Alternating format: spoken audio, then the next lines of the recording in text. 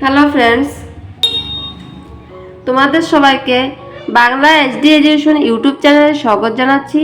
আজকের রচনার বিষয়বস্তু হলো রবীন্দ্রনাথ ঠাকুরের উপলক্ষে একটি রচনা। রবীন্দ্রনাথ ঠাকুর বাংলা রচনা। তো চলো প্রথমে ভূমিকা দেখে নেব। ভূমিকা: বাংলা সাহিত্য সর্বশ্রেষ্ঠ বলতে যে মানুষটির নাম প্রথমেই মনে আসে, যিনি তার সাহিত্যকীর্তির জন্য বাঙালির রক্তে আজও মিশে আছেন, তিনি হলেন বিশ্বকবি রবীন্দ্রনাথ ঠাকুর। তিনি একাধারে লেখক ও সঙ্গীত শিল্পী। এরপরে দেখো আমরা রবীন্দ্রনাথ ঠাকুরের জন্ম পরিচয়।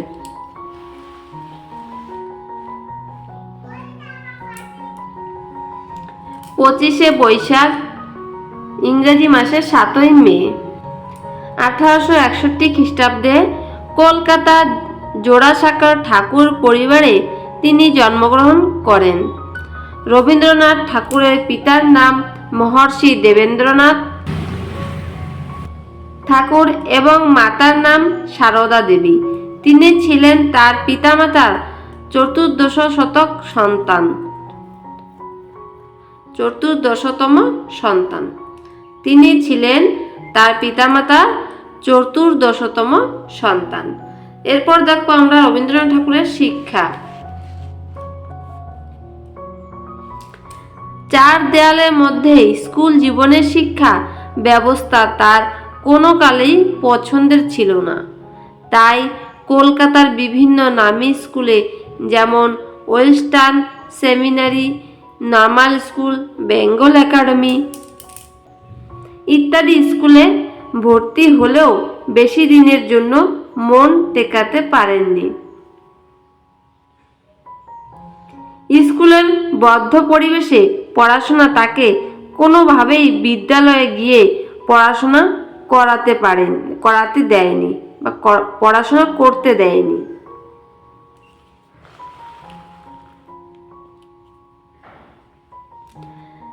তারপর গৃহশিক্ষক রেখে বাড়ির খোলামেলা পরিবেশে কবিগুরু শিক্ষার ব্যবস্থা করা হয়।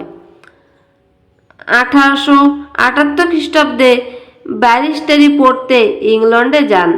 এরপর তিনি 1879 খ্রিস্টাব্দে লন্ডনে আইনবিদ্যা নিয়ে পড়া শুরু করেন।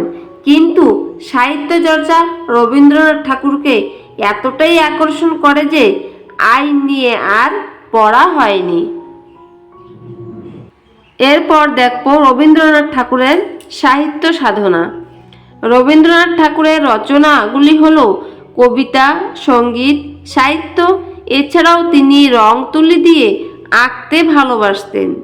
তার উল্লেখযোগ্য কবিতা হল গীতাঞ্জলি, তার রচিত উল্লেখযোগ্য কাব্য মানসী, সোনার তরী, চৈতালি, বালকা, পুনচ্চ প্রভৃতি।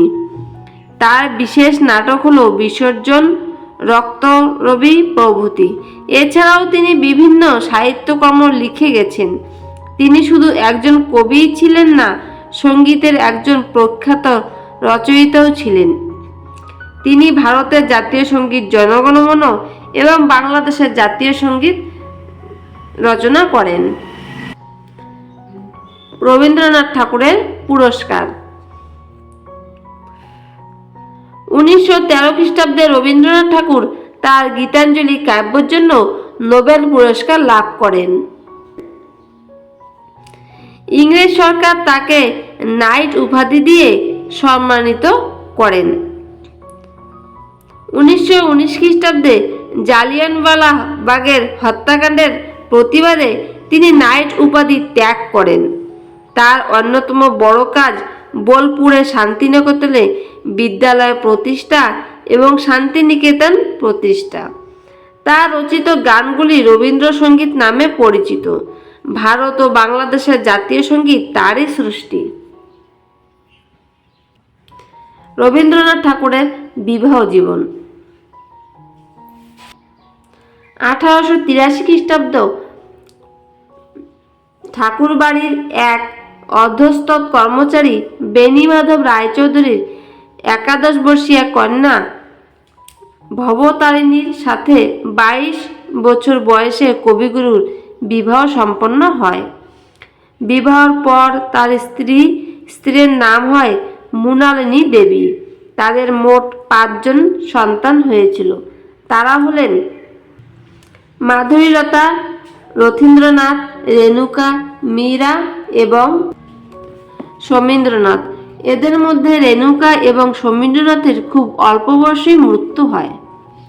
উপসংহার: রবীন্দ্রনাথ ঠাকুর 7ই আগস্ট 1941 সালে মারা যান। তিনি 80 বছর বয়সে কলকাতায় তার পারিবারিক জমি জোড়াসাঁকো ঠাকুর বাড়িতে মারা যান।